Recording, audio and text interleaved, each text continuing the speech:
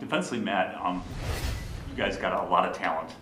I would say you probably think that you guys should have, against a team with a banged up quarterback and so on, you probably should have played better. Is there Yeah, any we should have played better as an entire team. It wasn't just one phase.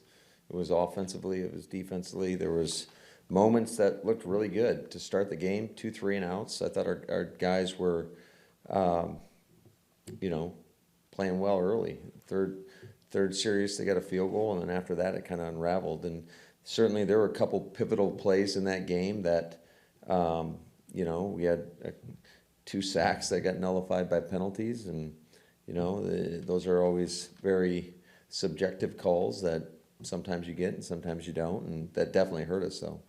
I'm wondering if you need to make some sort of bold changes there, whether it's. What are you suggesting? Well, I don't know. Okay. You gave up quite a few points yesterday, like you mentioned. There's crossing routes. There's been guys been open. Yeah. Do you need to be more aggressive? I don't know if there's. Yeah, no, there's a lot that we need to clean up. Number one is, I just think the urgency to get lined up and get ready to play, because just going back and watching it in tape, there were moments when we got other crossing routes that we were all over, that we were gloving, and then there's times when we're just a little bit off and guys are moving around and not in the best position pre-snap, and we have a hard time taking those crossing routes, and when we get beat. There's another time we're in quarters coverage, and if we don't have our eyes in the right place, the safety's got to cut the crosser, and the corner falls off in case they try to throw a shot down the field. And, we're just a little late with that. And if you're a little late with that, you're going to get beat, and you're going to give up big explosive plays. And we all know that explosive plays lead to points. So I would say the overall consistency at which we play has got to be much improved. We have to have better focus down in and down out, and making sure that you truly have to take it one play at a time. When we do that, I think we look pretty good. When we don't, we look like we did yesterday, and we get beat. Matt, you had a vision for what you wanted your defense to be when you hired Joe. Was were you out of character of what that was? For a lot of the game, the corners were off. There wasn't a lot of pressure. You didn't really take it to them, it appeared. Is that getting away from what you want to do defensively? Well, I think each game could take on a different identity in terms of how you want to play somebody. Certainly when the opposing team is down a bunch of wide receivers, I think you can challenge. And, I want to say they pulled up 84 off their P squad. And no disrespect to him, he made some plays out there. He had a huge play on a 2nd and 20, catches a little hitch route, goes for 14 yards or whatever it was. So got to give them credit. They came out there, they executed, and certainly I do think there's some things that we can do at a much better and a higher level of execution.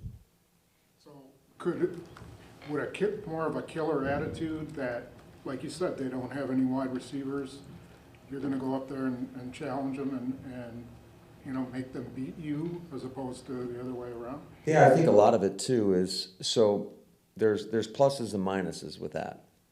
When you do that, and especially they were in a lot of reduced splits, and you're also mindful of stopping the run. So when those wideouts are in tighter alignments, and you're playing single high, or even if you're in the quarters or whatever, and they go to crack a safety, well, now that corner's in a much worse spot to crack replace to be there for the running back. So you have to, everything's a little bit of a balance, and you're trying to predict what a team is going to do to you. We thought that they were going to come out and lean heavily on the run. Outside of the one Wildcat play, I thought we did a pretty darn good job at nullifying the run as best you can against a premier back like Saquon Barkley. So yes and no. I think situationally, could you do that? Absolutely. I think, but if you live in that world, there's also it's gonna open up another set of problems potentially. So you got to counteract that and try to best guess what a team, how they're going to attack you on each play. I don't know if that makes any sense, but Matt, speaking of being aggressive, so when it comes to your pass rush, where do you think that's at? And how, the knee-jerk response when you don't get a rush is, well, they got to blitz more, right? Is that something that you feel like you guys maybe do need to do a little bit more and be a little more aggressive in that way, or just where do you view that? well, the thing is, so I always laugh like, okay, what does that mean? What is a blitz? Because there are many times when we're sending 5 guys, but it's our 5 rushers. So are you guys talking about second level pressures, like non-normal safeties? Because we blitzed the safeties a couple times. We had some pressures where we blitzed the inside backers. As an overload, exotic, I think it goes back to situational football.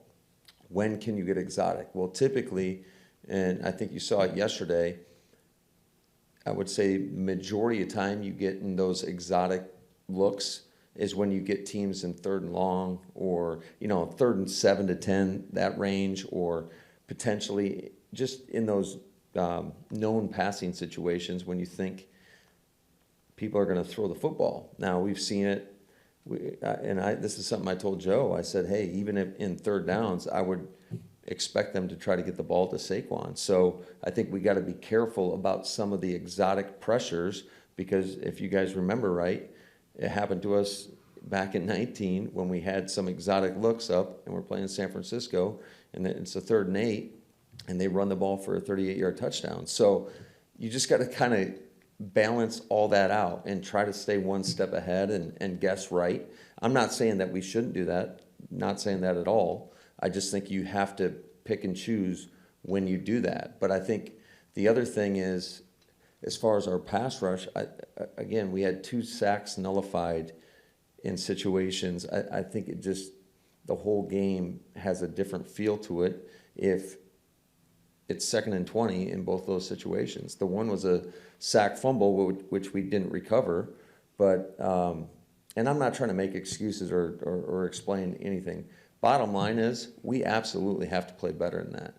When you're up on a team 17-3 at one point in the game, and it goes for our offense, our defense, and our special teams, you have to put a team like that away. And we didn't. We let them hang around, and we all know how this momentum game works in our league. Once it starts flipping, it doesn't matter who you're playing. It's real. It happens, and unfortunately, we're on the wrong side of that, and we have to be able to one side of the ball has to pick up the other side. So if they're getting long drives, if they cut it to 20-13, or if they tie the game up and it's 20-20, then the offense has to go out there and generate some yards, some first downs to give the defense a breather, and we didn't do that either. So it was the tale of 2 halves. The first half I thought was, for the most part, was pretty solid. The second half wasn't good enough, and it wasn't good enough as it starts with myself. I didn't do a good enough job of obviously getting our team ready to play for the second half. And that's just because we went out there and laid an egg in the second half. So, Matt, when you take the responsibility that you do every week the way you do, I'm wondering how much you take for the 3 play calls after they tie it and you go pass, punt. Are those all your calls? And when you look back on that, I think you had the ball for 26 seconds of game clock. So how much do you beat yourself up over that?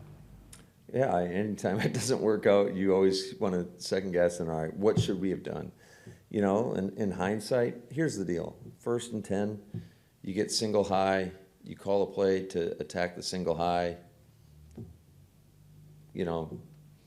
Was there an illegal contact on that play? I don't know. I mean, Allen did get bumped into, but it is what it is. So it's 2nd and 10, and in 2nd down, we called a run pass option, or a can play, where if they wanted to load the box up and dare us to throw the football, which they did quite a bit, then we're going to take that opportunity. We felt like we had a premier play, and unfortunately it didn't work out.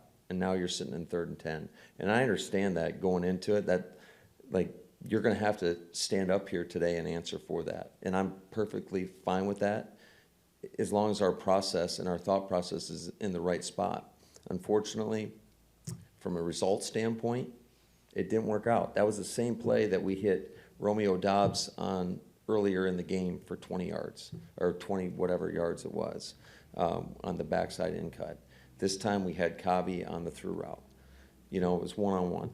So that's a play that we ran on 3rd and 1 in overtime versus New England. And we got a key completion. So it's okay when it works out, and it's not okay when it doesn't. That's just the nature of our game. And unfortunately, it is what it is. But I don't think one sequence or one play was the deciding factor in that game. I think just the consistency at which we played or lacked in the second half is why we lost the game. And go ahead. No, I'm sorry. So I'm just trying. And look, you're not sitting there reading your mentions on Twitter. We're the ones that have fans. Yeah, I don't really care.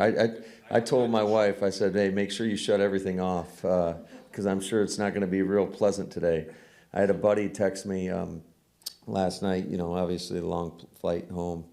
He said something about, hey, don't worry about what anybody's saying. I was like, well, I'm not worried about it because I haven't looked. So it is what it is, you know. Well, and I'm not overly worried about that either. My point was going to be, if you're in the situation you are, where your defense was just on the field for 8 minutes, though, is it maybe on the second down? I understand what the can play is there for, but maybe you need to run the ball just to keep those guys on the sideline for another 45 seconds or whatever, and maybe you can actually productively run it against a box like that. Like, is there? Here's a question for you, though. Just because the game clock's moving, does it change the amount of time our defense is on or off the field?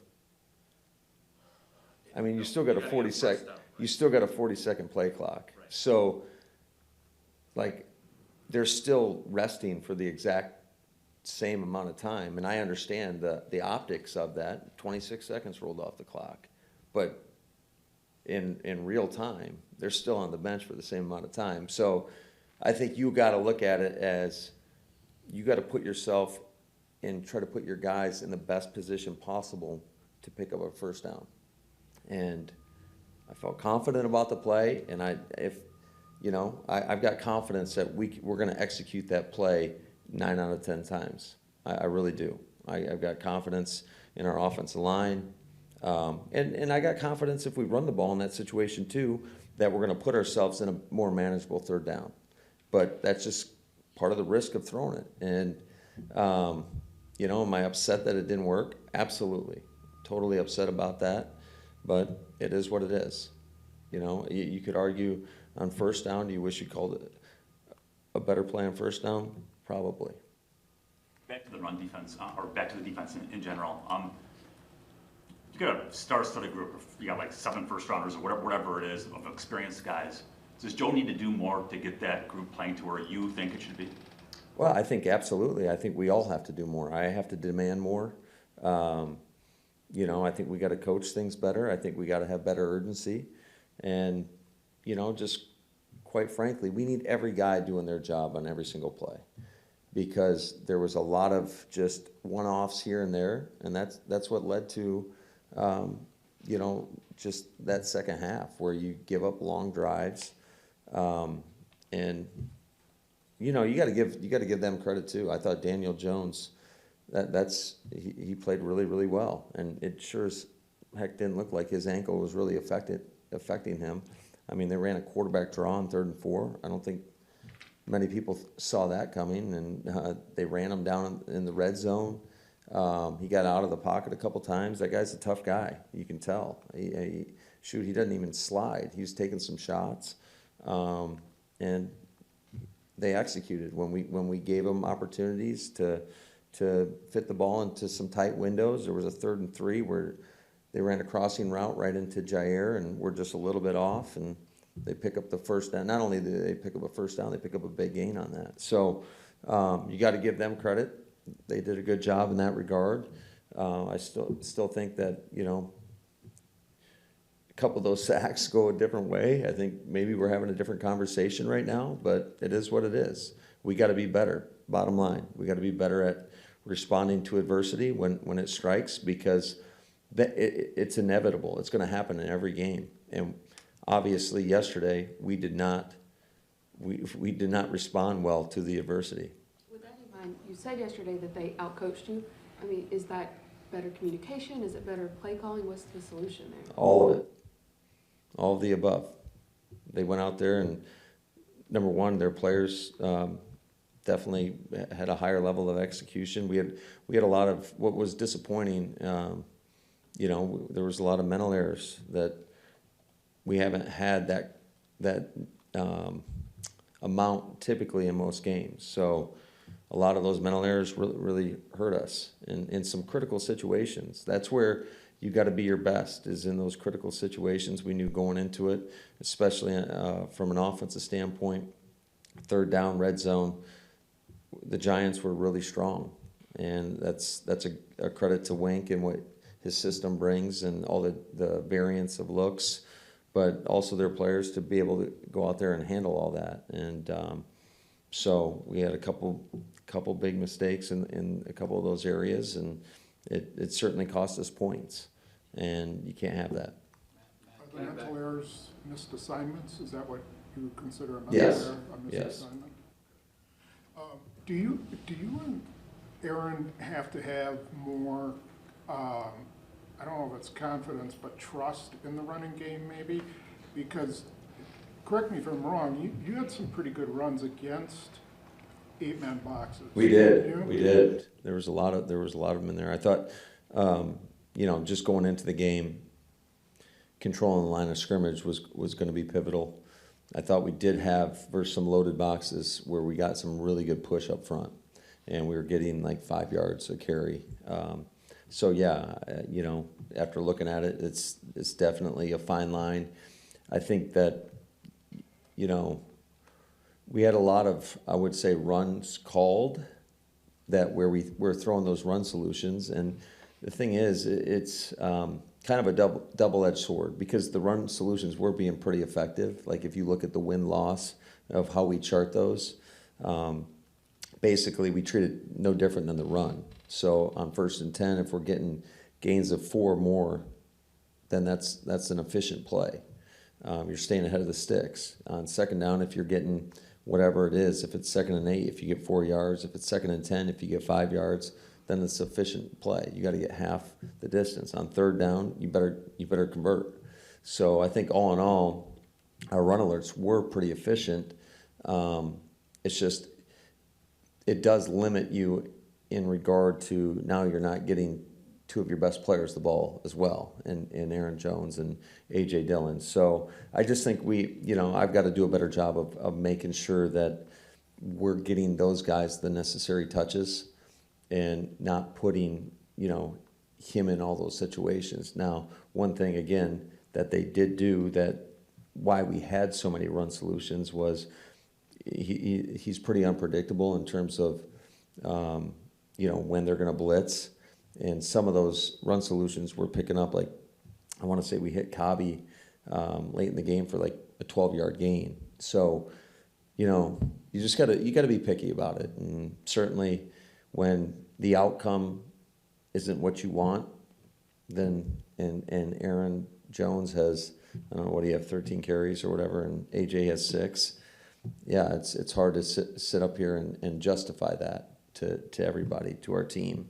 Got to be more, and I'm talking to myself, more disciplined in our approach in terms of making sure that they get the necessary touches, throughout the course of a game. Can I ask you just on that, I think it was the very last play, it looked like if you would have given the ball to Dillon, he probably would have walked in.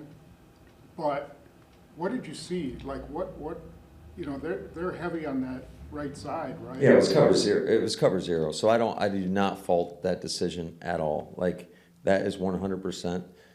You can't bank on that because you got a short edge. Who's to say the safety is not going to run it down from behind if he hands that ball off? From the right. Yeah, from the right side. So, you know, it was one of those where we knew that they're probably going to be in cover zero, and you know, we had Cobby and Dobbs on routes on the left side and Allen on the right side, and so it's unfortunate that it worked out the way it did. Obviously, you never want to end the ball game with having back-to-back tip passes. So the last two plays of the game were all out pressure, and typically, I'd say, the majority of times that's going to be tough to run into.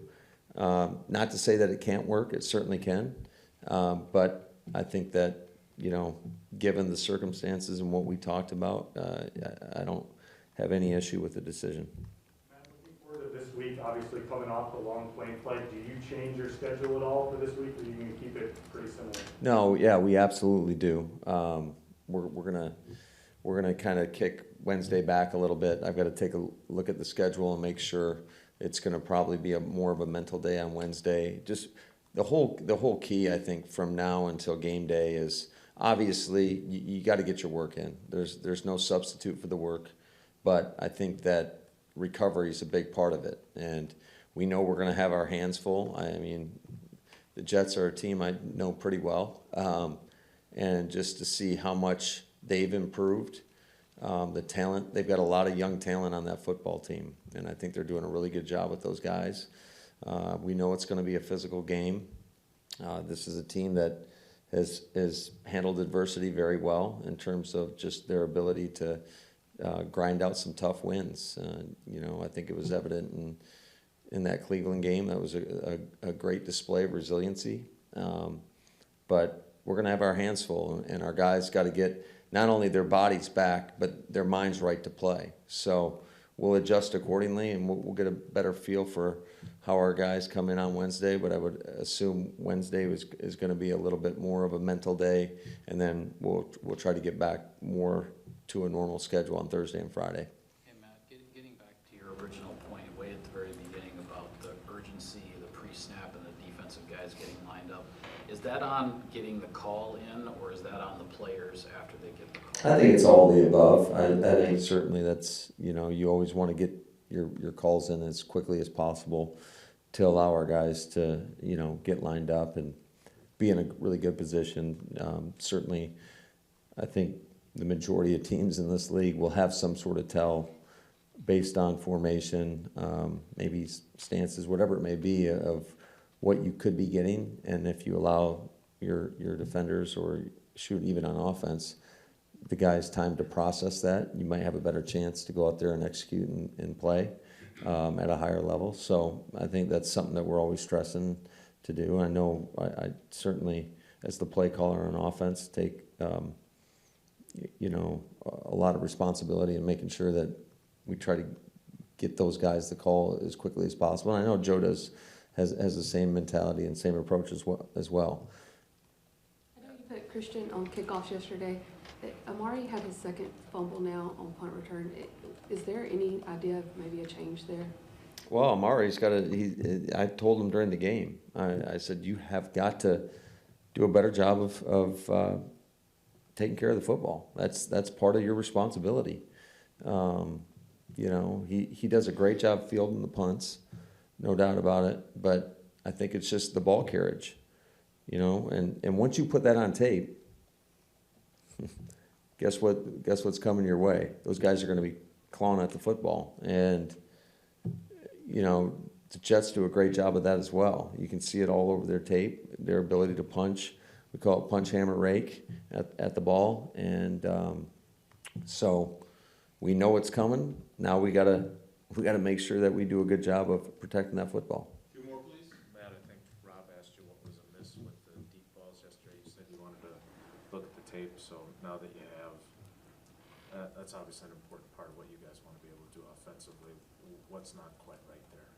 Well, I mean, quite frankly, on you know, I know on that third down late in the game, it was pretty good coverage. There was a little contact, but you know, you're rarely going to get that called. And a couple of the other ones, let's just face it, the further you throw the ball down the field, the less percentage it is that it's going to be complete. And so I'm sure, you know, you always would like to throw the perfect ball on every play, and it's not going to happen all the time. And so, yeah, certainly I think there's some things that we can do from a protection standpoint to maybe give Aaron a tick more time, to him being balanced in the pocket, and then the wideouts creating separation. I think it's, everybody can improve. And with David and the rotation yesterday, what was the thought process with that, especially in the second half? And was he displeased at all with the approach that you guys took? Not to my knowledge. I think it was just, we were very mindful. That was a long flight over there, playing on turf. So just taking everything into consideration, thought that was the right thing to do for him, to make sure that he stays with us for the duration of the season. And, he's still working his way back into this thing too. Let's not forget about that. It's pretty early in the fact that he's only played a couple games now.